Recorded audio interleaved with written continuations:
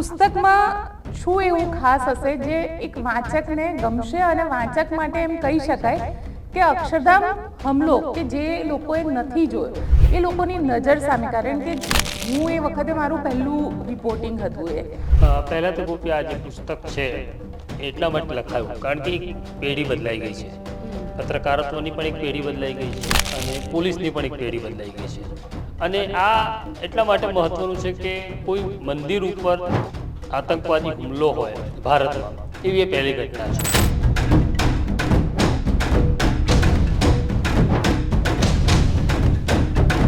આ કેસની અંદર આપણે જે રીતે નો વન કિલ્સ જેસિકા હતું એવી જ રીતે આ અક્ષરધામનો હુમલો કોણે કર્યો. હવે અત્યારે આપણે કાયમ માટે એવું કહીએ છીએ કે કોણ ગુનેગાર, તો કે જેને અદાલત સજા કરે અને છૂટી જાય. હવે મુસ્લિમ છૂટી જાય ત્યારે પાછા આપણે શંકા કરીએ કે આપણી જ્યુડિશરી કેટલી નિષ્ફળ છે.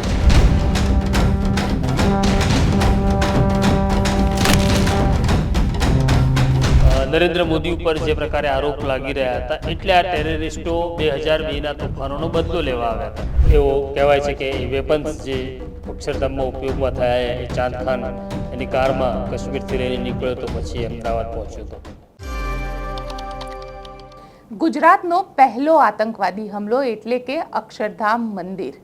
અને અક્ષરધામ મંદિરના હમલા વિશે લગભગ લોકોને ખબર હશે, પરંતુ એ અક્ષરધામ મંદિરનો હુમલો કઈ રીતે થયો અને કયા પોલીસ અધિકારી સૌથી પહેલાં પહોંચ્યા હતા, એ બાદ એનું આખું ઇન્વેસ્ટિગેશન કઈ રીતે કરવામાં આવ્યું અને આજે એ કેસની પરિસ્થિતિમાં શું છે, જે આરોપીઓ પકડાયા હતા 11 વર્ષ પછી છૂટી ગયા, એ પુસ્તક સાથે હું આવી છું. કારણ કે આ પુસ્તક લખ્યું છે પ્રશાંત દયાલે. આ પુસ્તક આપ પણ મંગાવી શકો છો અને મારી સાથે અત્યારે પ્રશાંત દયાલ પોતે જોડાયા છે, કારણ કે પુસ્તકનું નામ છે અક્ષરધામ અને ત્રાસવાદી હુમલો, પોલીસ તપાસ અને અદાલતી કાર્યવાહીની કડીબદ્ધ વિગતો.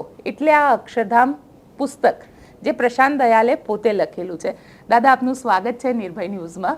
દાદા એટલે કહું છું કારણ કે પ્રશાંત દયાલને વર્ષોથી અમે ફિલ્ડમાં જોયા છે. દાદા મોટા ભાઈ છે અને 2002માં અક્ષરધામ અટેક વખતે જ કદાચ મેં એમને પહેલી વાર ઓન ફિલ્ડ જોયા હતા અને એ પણ અક્ષરધામ વખતે જ. દાદા, આ પુસ્તકમાં શું એવું ખાસ હશે જે એક વાંચકને ગમશે અને વાંચક માટે એમ કહી શકાય કે અક્ષરધામ હુમલો કે જે લોકોએ નથી જોયો એ લોકોની નજર સામે, કારણ કે હું એ વખતે મારું પહેલું રિપોર્ટિંગ હતું એટલે મને એ વસ્તુ યાદ છે કે કેવી રીતે આખું થયું હતું, પણ જે લોકોએ નથી જોયું એ લોકોને આમાં શું મળશે આ પુસ્તક? પહેલાં તો ગોપી આ જે પુસ્તક છે એટલા માટે લખાયું કારણ કે એક પેઢી બદલાઈ ગઈ છે. પત્રકારત્વની પણ એક પેઢી બદલાઈ ગઈ છે અને પોલીસની પણ એક પેઢી બદલાઈ ગઈ છે. એ ઓપરેશનમાં સામેલ જેટલા અધિકારીઓ હતા લગભગ એ હવે કા રિટાયર થઈ ગયા છે, કા રિટાયરમેન્ટના આરે આવીને ઊભા છે. એટલે જે નવી પોલીસ છે કે નવા પત્રકારો છે, જે લોકો 2002 પછી આ વ્યવસાયમાં આવ્યા છે પોલીસ કે પત્રકારત્વને, એમને નથી ખબર કે શું બન્યું છે. આપણી ત્યાં ગુજરાતની અંદર આ પ્રકારની જેટલી ઘટનાઓ, મોટી ઘટનાઓ છે એનું ડોક્યુમેન્ટેશન નથી થતું. બીજી ભાષાના પત્રકારો આવું કામ કરતા હોય છે. મરાઠીમાં થાય છે, હિન્દીમાં થાય છે, બંગાળીમાં થાય છે. અહીંયા આવું નથી થતું. એટલે પહેલાં તો આ ડોક્યુમેન્ટેશન થવું જોઈએ, કારણ કે આ ઘટના ભૂલાવી જાય એ પણ યોગ્ય નથી. આ ઘટના 2002ની છે એટલે એને લગભગ હવે 22 વર્ષ થઈ ગયા છે. અને આ એટલા માટે મહત્ત્વનું છે કે કોઈ મંદિર ઉપર આતંકવાદી હુમલો હોય ભારતમાં, એવી એ પહેલી ઘટના છે. અમરનાથ યાત્રા છે કે વૈષ્ણવદેવી યાત્રાના યાત્રિકો ઉપર હુમલા થયેલા છે, આતંકી હુમલા. અને ત્યાં થવા બહુ સ્વાભાવિક છે કારણ કે ત્યાં આંતરરાષ્ટ્રીય સરહદ નજીક છે. જ્યારે ગાંધીનગર સુધી આવીને, ભારતની વચ્ચે આવીને કોઈ મંદિર ઉપર હુમલો થઈ જાય એવી આ પહેલી ઘટના છે. એટલે હુમલો થયો એ વખતે હું એવું કહીશ કે કદાચ આપણી ગુજરાત પોલીસ એના માટે તૈયાર નહોતી, કારણ કે આપણને તાલીમ જ નહોતી આ ટેરર એટેકની. એના પછી એવું થયું છે કે હવે જે કોઈ પોલીસમાં ગુજરાતમાં ભરતી થાય છે એ કોન્સ્ટેબલથી લઈને હોય કે DYSP સુધીની રિક્રુટમેન્ટ આપણે કરીએ છીએ. એમના માટે કમાન્ડો ટ્રેનિંગ કમ્પલસરી કરવામાં આવી છે આ હુમલા પછી.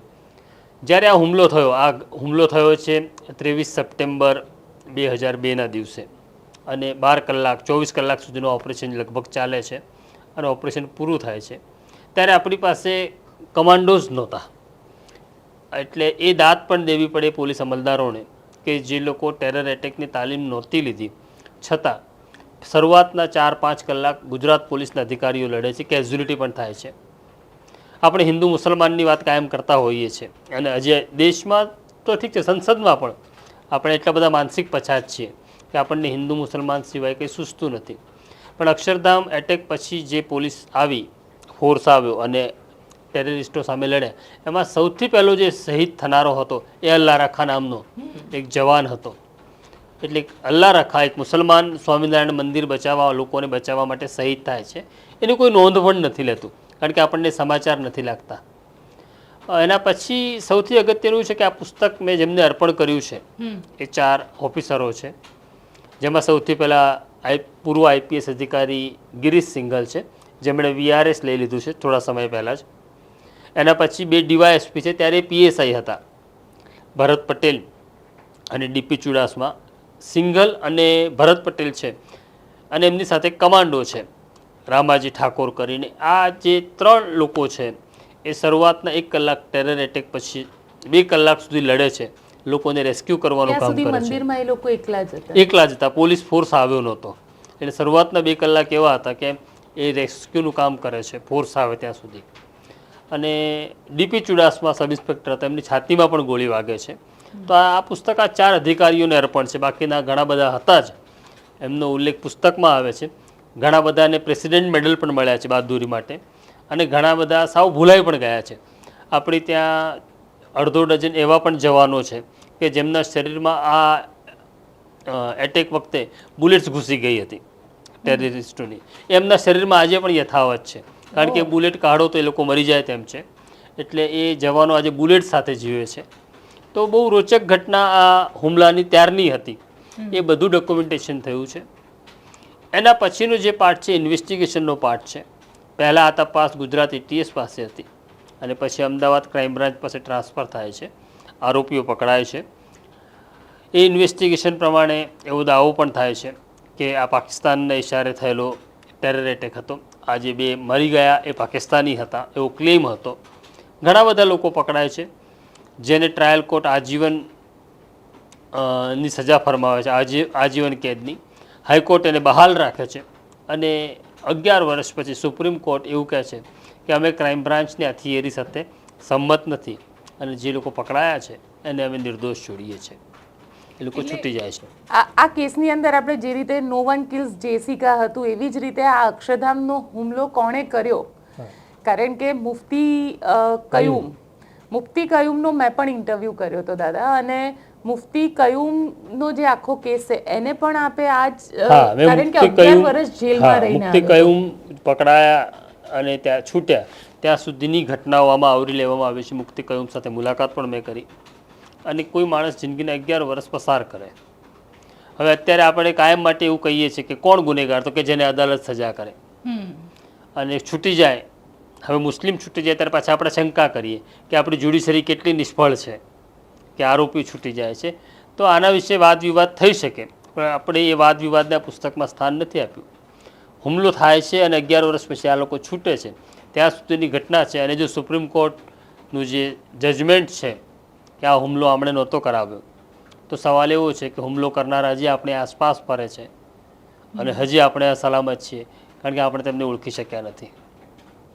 પણ આની અંદર ઘણા અધિકારીની પણ તમે વાત કરી છે, અને ઘણા એવા અધિકારીઓ છે જે અધિકારીઓને અપ્રિશિએશન નથી આપવામાં આવ્યું, કારણ કે ક્યાંક ને ક્યાંક એમાં પણ રાજનીતિ આવી ગઈ. રાજનીતિ નથી થતી. સામાન્ય રીતે એવું થાય છે આ પ્રકારના જ્યારે મેડલ્સ મળે છે ત્યારે મેડલ્સની પ્રપોઝલ સિનિયર અધિકારીઓ મોકલવાની હોય છે અને ત્યારે નાનો માણસ ભૂલાઈ જતો હોય છે. આ પહેલી વખત નથી થયું, આવું ઘણી બધી વખત થયું છે. આમાં જે મેં DP ચુડાસમાનો ઉલ્લેખ કર્યો છે, તો DP ચુડાસમાને ગોળી પણ વાગે છે, છાતીમાં ગોળી વાગે છે. એટલે બહુ રિસ્કી હતું, બચવું મુશ્કેલ હતું, પણ સદનસીબે બચી જાય છે. 6 મહિના હોસ્પિટલાઇઝ રહે છે અને એમને એકેય મેડલ નથી મળતો. એવું પણ થાય છે. એક બીજો મને સવાલ એ થાય છે, કારણ કે જ્યારે અક્ષરધામ હુમલો થયો હતો, આ પુસ્તકની અંદર એ વાતનો જિક્ર છે કે નહીં કે એવું કહેવાય છે કે એક તરફ CM રેસિડેન્સીનો ગેટ છે અને એક તરફ અક્ષરધામનો ગેટ હતો જ્યાંથી આતંકવાદીઓ એન્ટર થયા હતા, એટલે લેફ્ટ અને રાઈટ હતું. ત્યારે શરૂઆતમાં ચર્ચા એવી થતી હતી કે કદાચ આતંકવાદીઓ રાઈટની જગ્યાએ લેફ્ટ જતા રહ્યા. ચર્ચા એવી નહોતી ગોપી, એક્ઝેક્ટલી ચર્ચા એવી હતી કે મુખ્યમંત્રીનો બંગલો અને અક્ષરધામની વચ્ચે માત્ર એક રસ્તો જ છે. બિલકુલ.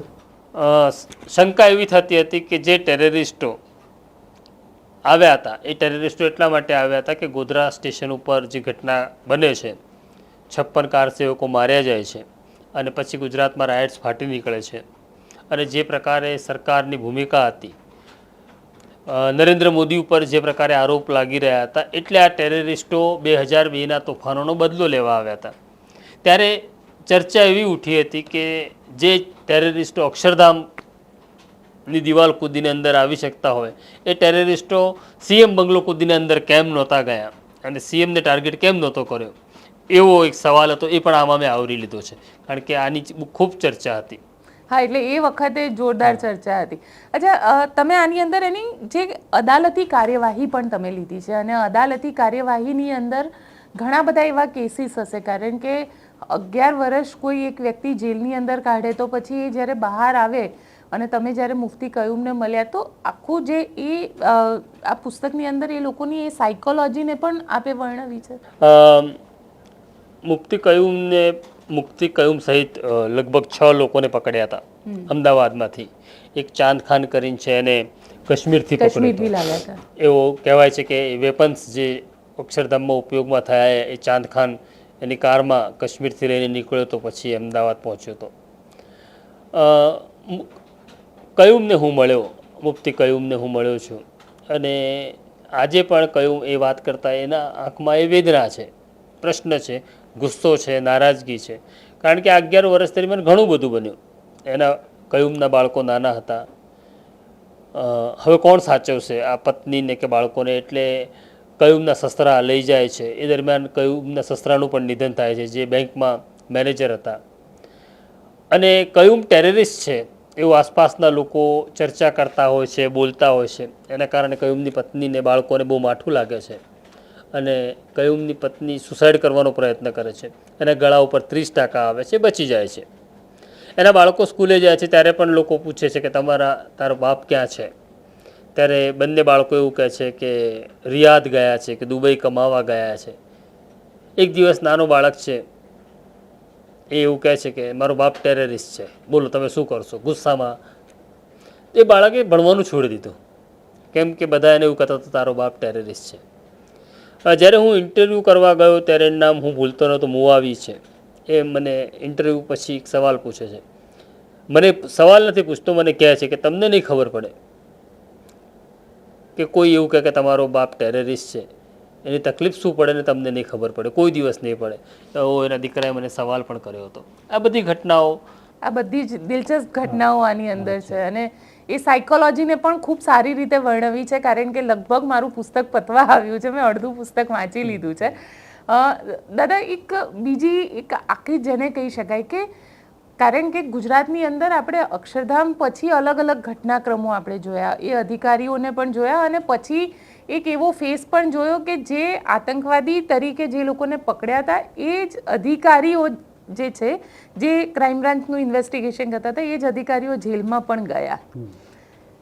એ લોકોની ક્યારે મુલાકાતની પણ આમાં વાત નથી છે. એ પુસ્તકમાં પણ છે. આમાં કોઇન્સિડન્સ એવો બને છે કે આ કેસનું મોટા ભાગનું ઇન્વેસ્ટિગેશન, ઓપરેશન અને ઇન્વેસ્ટિગેશન જીએલ સિંગલના ભાગે આવે છે, કારણ કે સૌથી પહેલાં પહોંચનાર ગિરીશ સિંગલ ત્યાં હતા, અને પછી ઘટનાક્રમ એવો બદલાયો કે એમની બદલી થાય છે. એ અમદાવાદ ક્રાઇમ બ્રાન્ચમાં એસીપી તરીકે આવે છે, અને 1 વર્ષ પછી એમને એક લીડ મળે છે, નાનકડી લીડ, કે આ જે ટેરર એટેક થયો એની પાછળ એક સલીમ છે. બસ એક ખાલી એક સિંગલ નામ મળે છે. કોણ છે આ સલીમ? આ 75 લાખની વસ્તીમાં આ સલીમને શોધવાનો હતો. એ સલીમને શોધે છે, સલીમને પકડે છે, અને સલીમ પછી વાત કયુમ સુધી પહોંચે છે. આ બધી જ ઘટના આ પુસ્તકની અંદર છે.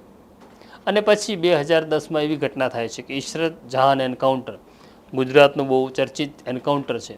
એ કેસમાં સીબીઆઈ પણ ગિરીશ સિંગલની એરેસ્ટ કરે છે, અને ગિરીશ સિંગલ અને અબ્દુલ કયુમ સાબરમતી જેલમાં મળી જાય છે.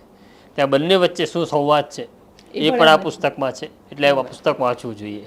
બિલકુલ વાંચવું જોઈએ, અને જે લોકો જર્નલિઝમ કરી રહ્યા છે તેમને તો ખાસ વાંચવું જોઈએ, કારણ કે ખૂબ સારી એક તમને ડિટેલિંગ આની અંદર મળશે, એક એક લાઈન, એક એક શબ્દ. અને જે અધિકારીઓ આની અંદર છે, કારણ કે એ અધિકારીઓને કદાચ દાદા અને મેં કામ કરતા જોયા છે ઓન ગ્રાઉન્ડ, પણ હવે એ અધિકારીઓ કઈ જગ્યાએ છે એની પણ વાત છે. એટલે જે અક્ષરધામથી આખું ચર્ચામાં આવ્યા હતા ગિરીશ સિંઘલ, એમને તો રિટાયર વીઆરએસ લઈ લીધું છે, પણ એમના એક એક શબ્દે શબ્દ આની અંદર આપણને વાંચવા મળશે.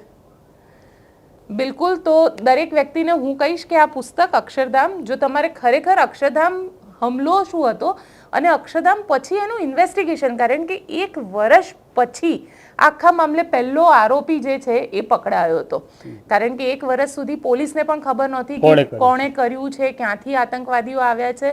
તો એ દરેક ડિટેલિંગ જો વાંચવી હોય તો આ પુસ્તકમાં ચોક્કસથી તમને વાંચવા મળશે. અને પ્રશાંતભાઈનું આ પુસ્તક છે. પ્રશાંતભાઈ, આ ક્યાં મળશે લોકોને એ પણ તમે હા, સાર્થક પ્રકાશનનું પુસ્તક છે, અને સાર્થક પ્રકાશન પાસેથી પણ મળી શકશે. એમના શહેરોમાં જે બુક સ્ટોલ છે ત્યાંથી પણ મળશે. જો તમે અમદાવાદમાં છો તો અમદાવાદમાં સ્વસ્તિક 4 રસ્તા પાસે બુકશેલ્ફ નામની એક દુકાન છે, ત્યાંથી પણ મળી જશે. બિલકુલ. તો જો તમને ગુજરાતની અંદર અક્ષરધામની ઇતિહાસ વાંચવામાં અને અક્ષરધામમાં અત્યારે શું સ્ટેટસ છે એ વાંચવામાં રસ હોય તો આ પુસ્તક ચોક્કસથી વાંચજો, કારણ કે એક એક શબ્દ જ્યારે તમે વાંચો, અને જો તમે એ ઇન્સિડન્ટ્સને ટીવીમાં પણ જોયો હશે ને તો તમને યાદ આવી જશે કે આખો ઘટનાક્રમ શું હતો અને કેવી રીતે થયું હતું. તો આપને અમારો રિપોર્ટ કેવો લાગ્યો કોમેન્ટ બોક્સમાં ચોક્કસથી જણાવજો, ને અમારી ચેનલ નિર્ભય ન્યૂઝને લાઇક, શેર અને સબસ્ક્રાઇબ કરવાનું ભૂલશો નહીં.